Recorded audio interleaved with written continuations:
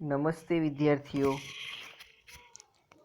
ધોરણ 9 વિષય હિન્દીમાં આપણે છેલ્લે 10મી કૃતિ અભ્યાસ કર્યો હતો. 10મી કૃતિમાં આપણે છેલ્લા લેક્ચરમાં આ કાવ્ય એ પૂરું કર્યું હતું, જેના કવિ છે એ મૈથિલી શરણ ગુપ્તજી.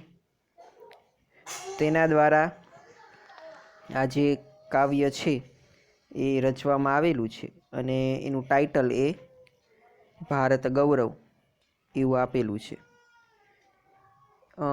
આપણે છેલ્લા લેક્ચરમાં આ કાવ્ય એ પૂરું કરેલું. આ કાવ્યનો જે ખંડ છે એ ભારત ભારતીમાંથી લેવામાં આવેલ છે અને એમાં ભારત દેશના અતીતને, વર્તમાનને અને ભવિષ્ય એમ 3 અલગ અલગ ભાગમાં એ રજૂ કરવામાં આવેલું છે.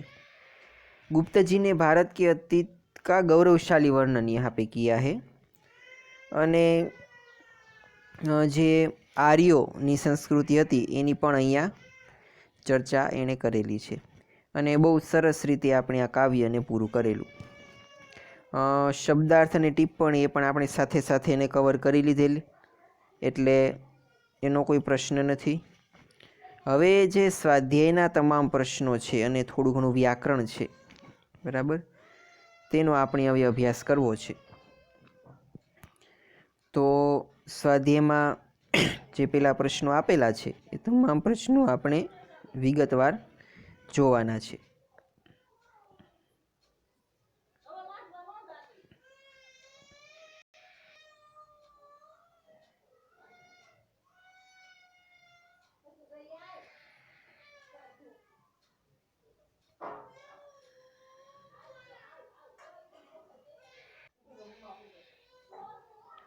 પહેલો પ્રશ્ન એ તમને આપેલો છે कि गुप्त जी ने भारत के गौरव को किस रूप में हमारे सामने रखा. बराबर, गुप्तजी એ આપણા અહીંયા લેખકનું નામ છે. તો એણે જે ભારતનું ગૌરવ છે એને કયા સ્વરૂપમાં એ આપણી સામે મૂકેલું છે.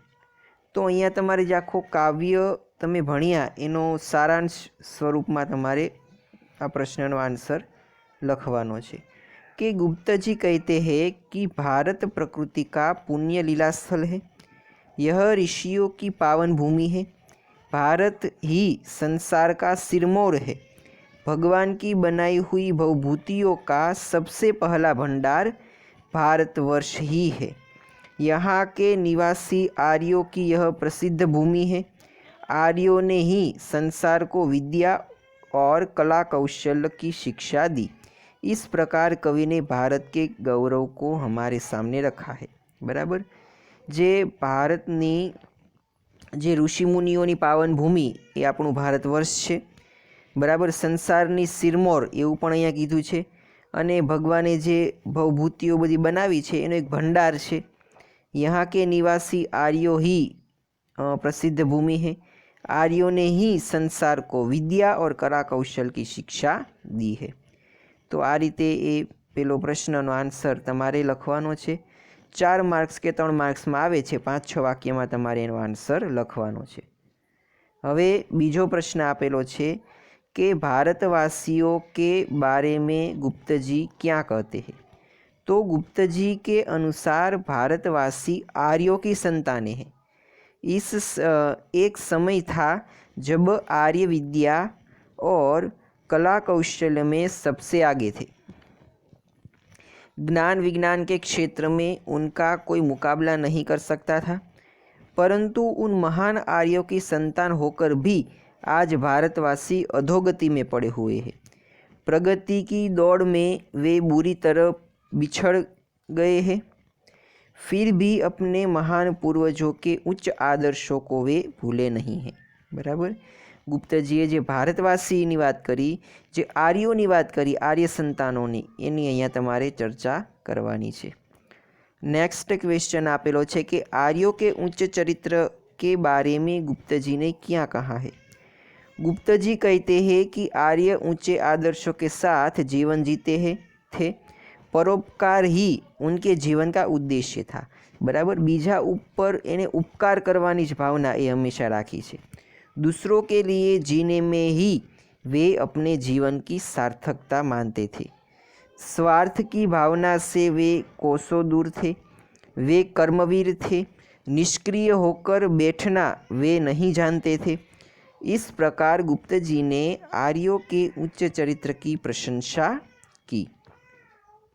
बराबर, आर्योना जे उच्च आदर्शो हता तेना वखाण ए कई रीते करेला लेखके एने अहींया तमारे चर्चा करवानी छे। पछी जे तमने प्रश्न आपेला छे ए नाना नाना प्रश्न छे, एटले के एक बे वाक्यमां तमारे आंसर लखवाना। पहलो प्रश्न छे कि भारत को प्रकृति का लीला स्थल क्यों कहा गया? तो भारत में हिमालय के समान मनोहर पर्वत तथा गंगा जैसी पवित्र नदियाँ है, इसीलिए उस देश को प्रकृति का लीला स्थल कहा गया। बराबर, कारण के भारत देश पासे ए हिमालय जेवो एक मनोहर पर्वत छे અને ગંગા જેવી પવિત્ર નદી છે, એટલા માટે એને લીલાસ્થલ કહેવામાં આવેલું છે। બીજો ક્વેશ્ચન છે, ભારત વર્ષ को વૃદ્ધ क्यों कहा गया है? ભારત વર્ષને આપણે જોયું હતું કાવ્ય સમજેલા ત્યારે કે ભારત વર્ષને એ વૃદ્ધ કહેવામાં આવેલું છે। તો ભારત વર્ષ को वृद्ध क्यों कहा गया है? तो भारत संसार का सबसे पुराना देश है, इसीलिए उसे वृद्ध कहा है। नेक्स्ट क्वेश्चन आपेलो छे, विधाता ने नर सृष्टि का विस्तार कहाँ से किया है? तो विधाता ने नर सृष्टि का विस्तार भारत से किया है। बराबर, के भारत में ए नर सृष्टि वधारे एटले के पुरुषोनी वस्ती ए स्त्रीओनी तुलना में घणी वधारे छे। आर्य किन किन विषयों में आचार्य थे? आर्य सभी तरह की विधाओं तथा कला कौशल्य में आचार्य थे। बराबर, आर्य ए तमाम प्रकारनी विद्याओं अने कला कौशल्य ने अंदर आचार्य एटले के एक्सपर्ट हता। पांचमो क्वेश्चन आपेलो छे कि आर्यों की संतान आज किस स्थिति में जी रही है? बराबर, एटले के आर्यनो जे समाज एनी संतानों छे ए आज कई परिस्थिति में जीवी रह्या छे? तो आर्यों की संतान आज अधोगति में जी रही। अधोगति एटले एनी अधोगति ए थई रही छे, ए परिस्थिति में अत्यारे जीवी रही छे। आर्यों की क्या विशेषताएं रही है? आर्य हमेशा स्वार्थ से अधिक परोपकार को महत्व देते हैं।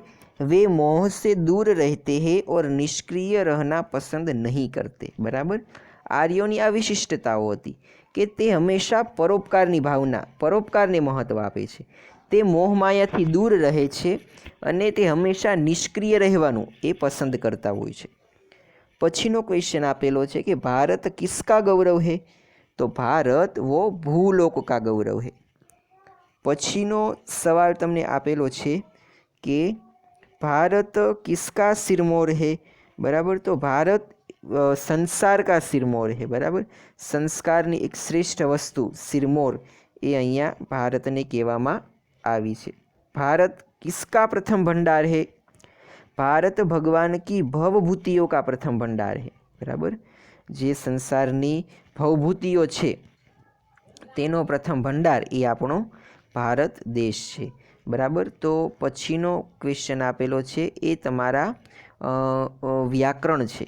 बराबर, तो हवे आपणे जे आपणा क्वेश्चन आंसर छे ए अहींया पूरा थाय छे अने हवे ए आपणे व्याकरण थोड़ुंक करवानुं छे। अहींया तमने एमसीक्यू टाइपनुं आपेलुं छे कि योग्य विकल्प द्वारा रिक्त स्थानों की पूर्ति कीजिए।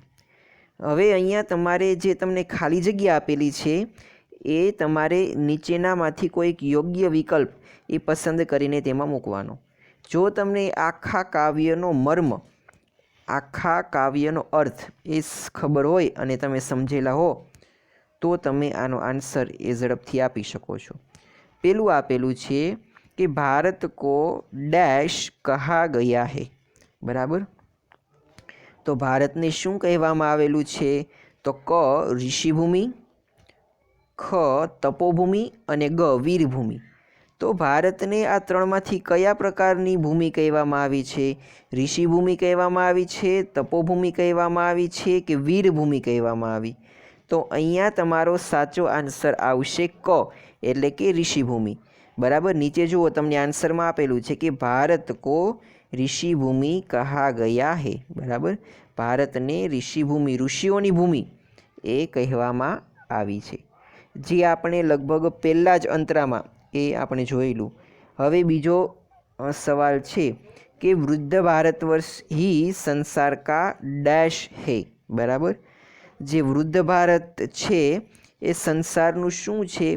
तो संसारनुं तिलक छे, संसारनुं आभूषण छे के संसारनुं सिरमौर छे?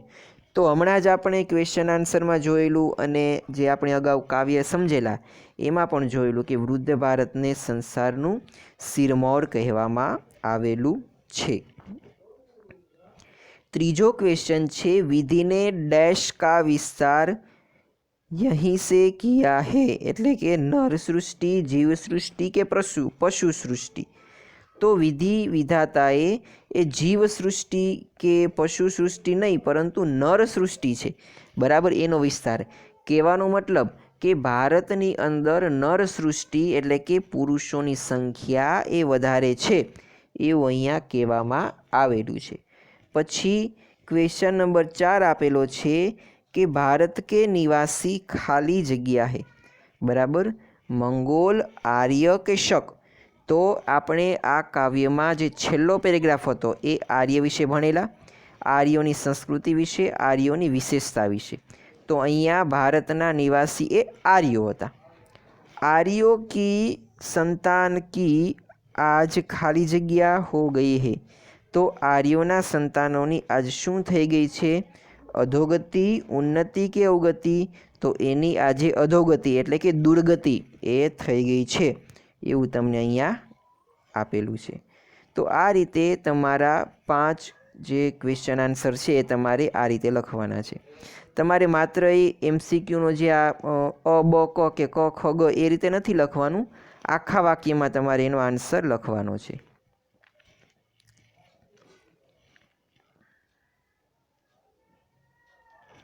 पछीनो तमने क्वेश्चन नंबर 4 आपेलो छे कि क विभाग को उचित ख विभाग के साथ जोड़ते हुए पूरा वाक्य लिखिए।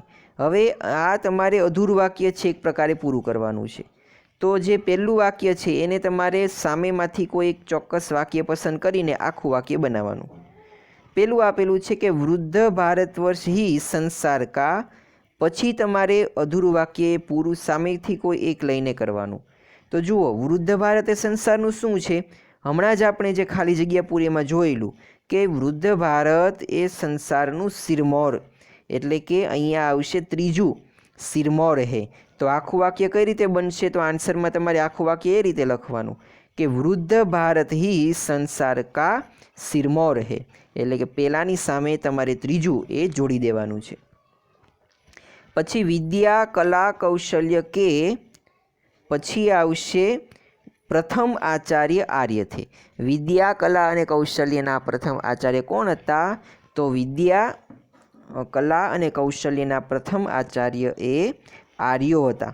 एटले कि अहींया आवशे 5मुं। पछी संपूर्ण देशों से अधिक भारत का उत्कर्ष है। बराबर, एटले के पेल त्रीजामां तमारो साचो आंसर आवशे ए। बराबर, नीचे जुओ तमने एना आंसर पण आपेला छे। त्रीजू संपूर्ण देशों से अधिक भारत का, तो संपूर्ण देशों से अधिक भारत का क्या है? उत्कर्ष है।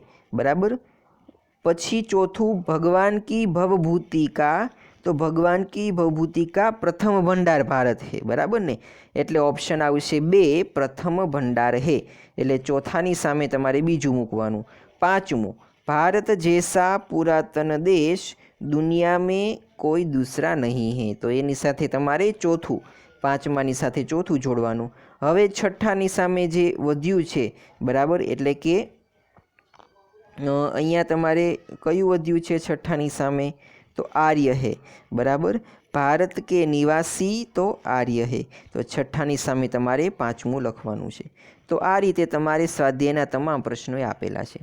तो विद्यार्थी मित्रों, त्यारबाद तमने आपेलुं छे कि काव्य पंक्तिओं का आशय स्पष्ट कीजिए।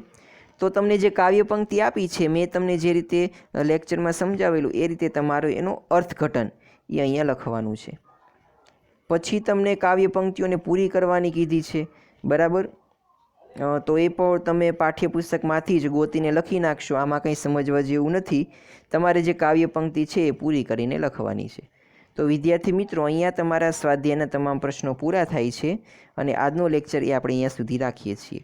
આજનું તમારું હોમવર્ક મેં જે સ્લાઇડ બનાવી છે અહીંયા, બરાબર, અને તમને અહીંયા ડિસ્પ્લે ઉપર બતાવી છે, બરાબર, એ આખો તમારો સ્વાધ્યાય છે, બરાબર. તો તમારે સ્વાધ્યાયનો પ્રશ્ન નંબર 1 અને પ્રશ્ન નંબર 2, બરાબર, એટલે કે જે મુખ્ય પ્રશ્ન છે એ કે 1-1 માર્ક્સના અને પછી 5-6 વાક્યમાં આ 2 પ્રશ્ન તમારે હોમવર્કની અંદર લખવાના. બધા જના જવાબ તમને મેં અહીંયા આ મારો લેક્ચર જોશો એટલે સ્લાઇડમાં તમને મળી જશે. એ તમારે એક વખત હોમવર્કમાં લખીને મોકલાવાના છે. તો આજનો લેક્ચર અહીંયા સુધી રાખીએ છીએ અને નેક્સ્ટ લેક્ચરમાં મળીશું, બરાબર. ત્યારે આની પછીની જે કૃતિ છે, બરાબર, એની આપણે ચર્ચા કરવાની છે. તો હોમવર્કમાં ફરીવાર તમારે સ્વાધ્યાયનો પહેલો અને બીજો, જે મુખ્ય પહેલો બીજો પ્રશ્ન છે એ તમારે એક વખત લખીને મોકલાવાનો છે.